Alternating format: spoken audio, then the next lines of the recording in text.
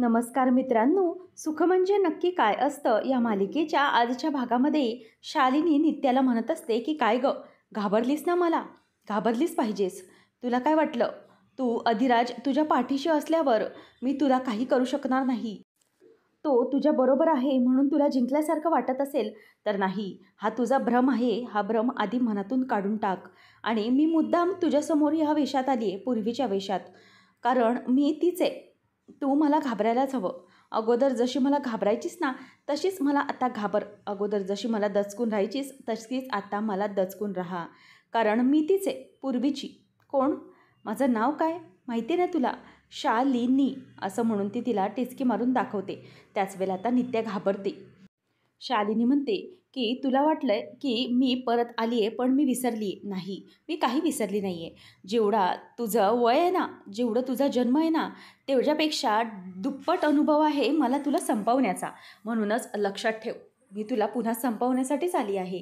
तुला जर वाटत असेल की तू वाचशील तर तसं होणार नाही, कारण माझं नाव आहे शालिनी. असं म्हणून ती तिला अगदी घाबरवत असते. त्याच वेळेला आता नित्याला पूर्वीचे दिवस आठवतात आणि गौरीच्या रूपात असताना तिला शालिनी कशी घाबरवायची.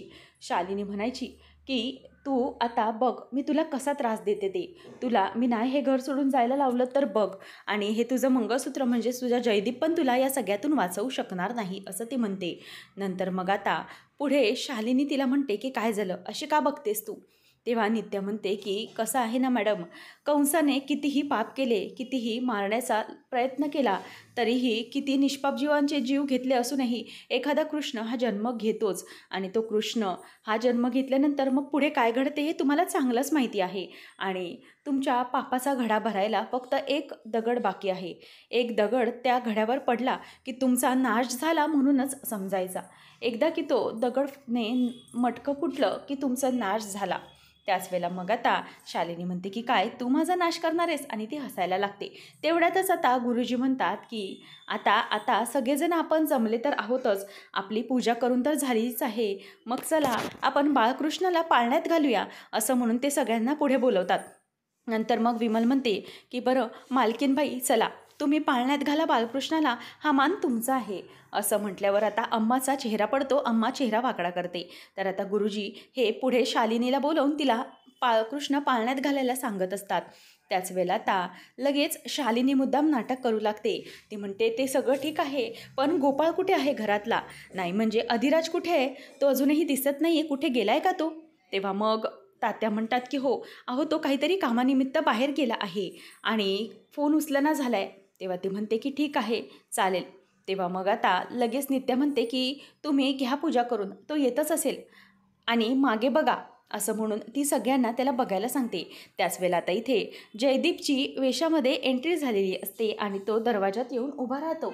आणि त्याला पाहिल्यावर सगळ्यांनाच धक्का बसतो. सगळेजण त्याला पाहत असतात.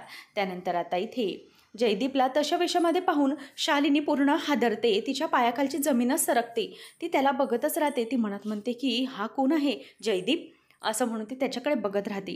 तेव्हा शालिनीला चेहरा पडलेला पाहून नित्याला खूपच आनंद झालेला असतो. सगळेजण त्याच्याकडे बघत असतात. तर सावरी म्हणते की आयडे, बघितलंस का आपल्या दाद्याला कसा दिसतोय तो? तर त्याला पाहिल्यावर पाहुणीला पण खूपच आनंद होतो.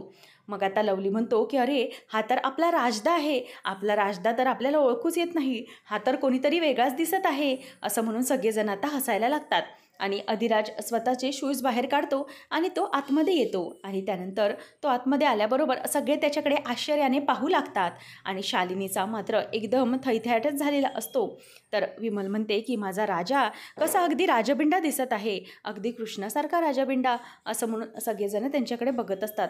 त्याच वेळेला आता इथे नित्या ही लांबूनच अधिराजकडे बघत असते. अधिराज खूप चिकना दिसतोय असं म्हणून सावरी म्हणते. त्याच वेळेला आता इथे लवली जोरात शिट्टी वाजवतो आणि म्हणतो की खरंच आमचा राजदा खरंच खूप सुंदर दिसत आहे. नंतर शालिनी मात्र घाबरते. तिला श्वास घ्यायला त्रास व्हायला लागतो. तर शालिनीला नित्या म्हणते की काय शालिनी मॅडम, तुम्हाला मी सांगितलं होतं ना की या सगळ्या पापामध्ये एकदा तरी कृष्ण हा जन्म घेतोच, आणि तुमचा घडा आता भरण्याची वेळ आली आहे. असं ती म्हणायला लागते. म्हणते की फक्त एक दगड घेतलात की सगळा तुमचा घडा संपलाच म्हणून समजायचा. असं म्हणून आता नित्य तिला म्हणते की घाबरलात ना, घाबरलंच पाहिजे. आणि इथे आता अधिराज हा शालिनीसमोर येऊन उभा राहतो आणि तिच्यासमोर तो हात जोडतो. आणि हे सगळं पाहून शालिनीला धडकी भरते. अधिराजला काय बोलायचे काय नाही तिला काहीच कळत नसते. ती फक्त त्याच्याकडे बघत असते आणि तिला जयदीप आणि गौरीची वाक्य दाखवतात. आम्ही संपलो नाही, आम्ही अजून आहोत आणि आम्ही तुझा सर्वनाश करायला परत आलो आहोत, हे सगळं तिला आठवतं. नंतर मग शालिनीच्या हातून बाळकृष्णाची जी मूर्ती असते ती डगमगून खाली पडत असते.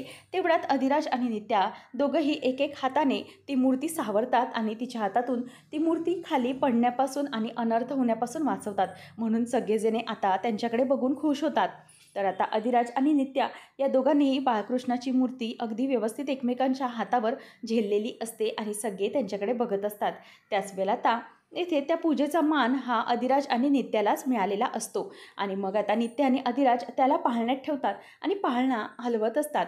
तेव्हा विमल म्हणते की कोण पाळणा म्हणणार, बरं अम्मा पुढं या की पाळणा म्हणा की, असं म्हणून आता अम्माला पाळणा म्हणायला सांगते. आणि आता मथुरेचा श्रीकृष्ण असं म्हणून अम्मा पाळणा बोलायला सुरुवात करते. आणि हे सगळे होत असताना विमल येते आणि प्रसादाची तयारी म्हणून ती प्रसाद आणायला जाते. आणि नित्या म्हणते की आई आतमध्ये ठेवला आहे. पाहुणे म्हणते की मॅडम आता बघा मी काय केलं आहे ते. मग इथे फ्लॅशबॅकमध्ये पाहुणीला आठवतं की नित्याने दही काल्याचा जो प्रसाद बनवलेला असतो त्या प्रसादामध्ये पाहुणीने कोळसे मिक्स केलेले असतात. शालिनीला ती म्हणते की मालकीनबाई तुम्ही अजिबातच घाबरू नका, मी आपलं काम अगदी व्यवस्थित केलं आहे. जो प्रसाद आहे ना त्या प्रसादामध्ये मी कोळसे मिक्स करून ठेवलेले आहेत. त्याच वेळेला आता शालिनी ही विमल येते आणि काय होतं याची वाट बघत बसते. त्याच वेळेला आता इथे कोळसे मिक्स केलेला प्रसाद हा बाहेर येतो. तेव्हा पाहुणी म्हणते की बघा मालकीनबाई आता काय होतं ते. त्याच वेळेला ती प्रसादावरचं ताट बाजूला करते तर तो प्रसाद अगदीच व्यवस्थित असतो. आणि लवली आणि सावरी संत्या एकमेकांकडे बघून आता हसत असतात. तर आता नित्या वाटीमध्ये छोट्यासा तो प्रसाद काढते आणि बाळकृष्णाला तो प्रसाद दाखवते. आणि नंतर मग दहीचा प्रसाद दाखवल्यानंतर अधिराज नित्या दोघेजणीही प्रसाद देऊन नमस्कार करतात. पाहुणे विचार करते की हे काय झालं, हा प्रसाद तर मी खराब केला होता आणि याच्यामध्ये मी कोळसे घातले होते तर मग हा व्यवस्थित कसा काय झाला. तेव्हा शालिनीला मात्र पुन्हा एकदा धक्का बसतो. जसे जयदीप गौरी मिळून शालिनीला मात करायचे तसेच इथे नित्या आणि अधिराजने देखील मिळून तेच केलेलं असतं. म्हणून तिला आणखी धडकी भरत असते. तर सगळेजण आता बाळकृष्णाच्या पाया पडत असतात. एक एक येऊन पाया पडतो आणि लवली त्याला प्रसाद देतो. नंतर आता अम्मा म्हणते की बघितलं आपण प्रत्येक वेळेला म्हणतोय पण तसंच घडत नसतं. लवली म्हणतो की आपली कृपा झाली ती म्हणजे या सावरीची. सावरीने ऐन वक्ताला सगळं बघितलं आणि मग आपण पुढे काय ते करू शकलो. आणि त्याच वेळेला तो म्हणतो की मग माझी एंट्री झाली ती म्हणजे हिरोसारखी. तेव्हा लगेच संत्या म्हणतो की काय हिरो, तू हिरो आणि मी नाही वय. तेव्हा मग तो म्हणतो की अरे हो मी हिरो तर तू माझ्याबरोबर साईड हिरो होतास. गावभर पालतं घातलं आणि आम्ही दोघांनी दही शोधलं आणि त्यानंतरच मग प्रसाद झाला. तेव्हा मग साहुरी म्हणते की प्रसाद कशामुळे झाला, अम्मामुळे. अम्माने मी समाला जसं सगळं सांगितलं तसे मी करत गेले आणि म्हणूनच तर हा प्रसाद मला करता आला आणि त्याच कृपेमुळे मला हा प्रसाद करायला जमला. त्याच वेळेला मग आता ते म्हणतात की हो ना हे सगळं असं घडतं आहे हे आपल्याला माहीत पडलं ते नशीब. मग लगेच लवली म्हणतो की बरं झालं प्रसाद आपण वेळीच बघितला आणि तो नीट केला, नाहीतर मग आपल्याला गावाला अख्ख्या काळाकुट्ट तो दही काल्याचा प्रसाद खावा लागला असता आणि आपली नाचक्की झाली असती ते वेगळंच. आणि म्हणूनच कृष्णाने या सगळ्यातून आपल्याला वाचवलं आणि व्यवस्थित प्रसाद करण्याची बुद्धी आपल्याला दिली आणि योग्य वेळेवर सावरीला तो प्रसाद दिसला. म्हणूनच तर आपण या सगळ्यातून बाहेर पडलो असे ते लोक म्हणत असतात. पण हे सगळं कोणी केलं असेल असा विचार त्यांच्या डोक्यामध्ये येत असतो. तर अधिराज आता आरशात स्वतःकडे बघायला येतो आणि आरसा बघत असताना तो वेगळाच वाटत असतो. म्हणून नित्या मागून येते आणि म्हणते की अधिराज खरंच खूप सुंदर दिसत आहेस तू, एकदम मस्त. माझा अधिराज या वेशामध्ये मला खरंच खूप आवडला आणि हो तू माझी अट आता पूर्ण केलीस ना, आता मी तुला माफ केलं. म्हणूनच आता तुला माफ केल्यानंतर तुला हवं ते तू करू शकतोस. तेव्हा आता अधिराज म्हणतो की ठीक आहे तुम्ही मला अट घातली मी ती पूर्ण केली, पण आता मला या कपड्यामध्ये नाही राहत, मी या कपड्यामध्ये जास्त काळ नाही राहू शकत. तेव्हा नित्या म्हणते की अधिराज अरे ह्या कपड्यांमध्ये राहण्याचं कारण म्हणजे तू एक पाऊल आणखी जयदीपकडे टाक ना, मग ते तुझं शेवटचं ठरेल, तुला जयदीप नक्की सापडेल. तेव्हा तो म्हणतो की हे तर मी केलं पण मला त्रास होतोय. नित्या म्हणते की अशा वेशात स्वतःला बघून तुला मनाकडे नेमकं काय वाटलं. अधिराज म्हणतो की मला माझं हृदय धडधडल्यासारखं वाटायला लागलं, काहीतरी वेगळंच वाटतंय मला. तेव्हा मग नित्या त्याला म्हणते की हेच तर आहे अधिराज आणि जयदीपमधलं नातं. दोघांचंही एकमेकांशी खूप घट्ट नातं आहे आणि हे नातं तुला असं रूपामध्ये पाहून तुला कळलं असेल. त्याच वेळेला अधिराज गप्पच राहतो. नंतर आता पाहायला मिळतं की शालिनी ही घरी आलेली असते आणि म्हणते की हे नेमकं काय आहे? हा अशा वेशात का आला होता? हा नेमका जयदीप आहे की अधिराज आहे? नेमकं हे सगळं काय आहे ना, मला बघितलं पाहिजे. आणि बघितलं की नित्या जेव्हा अधिराज त्या वेशामध्ये आला तेव्हा किती खुश झालेली. याचा अर्थ तिने हे सगळं मला घाबरवायला मुद्दाम करायला सांगितलं असणार. पण हा नक्की कोण आहे? जयदीप आहे की अधिराज आहे? आणि जर हा चुकूनच जयदीप असला तर मलाही याला असंच कोडं घालावं लागेल जसं मी त्या नित्याला घातलं आहे. आणि जसा नित्याचा बंदोबस्त करावा लागेल तसाच मला या अधिराजचा देखील बंदोबस्त करावा लागेल, असं ती म्हणत असतात. नंतर आता अधिराज बाहेर सगळ्यांची वाट बघत असतो. नित्या म्हणते की नाश्ता करून घ्या. तेव्हा तो म्हणतो की नाही, मी खाईन काहीतरी, आम्ही निघतो, घाई गडबडीत आहोत. लवली आणि संध्या येऊन म्हणतात की काय राजदा, किती उशीर? तेव्हा तो त्याला टपली मारून म्हणतो की काय किती उशीर? तुम्ही दोघं उशीर करता आणि मला सांगता वय की उशीर केला म्हणून? तेव्हा मग लवली म्हणतो की हा संत्या आहे ना, हा पावडर लावत बसला होता घरी म्हणून उशीर झाला. मग आता लगेच पुढे संत्या म्हणतो की कसला उशीर? माझ्यामुळे नाही, तुझ्यामुळेच उशीर झाला. तेव्हा आता लवली म्हणतो की बरं बरं चला आता आपण जाऊया का? तेव्हा नित्या लांबून बघत असते. नित्या म्हणते की तुम्ही कुठे निघाला आहात? तेव्हा ते म्हणतो की आज दहीहंडी आहे ना, गावातल्या सगळ्या दहीहंड्या आम्ही फोडत असतो. थरावर थर लावून आम्ही सगळ्या दहीहंड्या फोडत असतो. तेव्हा मग अधिराज म्हणतो की चला आम्ही निघतो. नित्या म्हणते की किती थर लावता तुम्ही? तेव्हा मग आता अधिराज म्हणतो की जेवढी उंची असेल तेवढी. तेव्हा लवली म्हणतो की राजदा, अरे काय बोलतोस तू?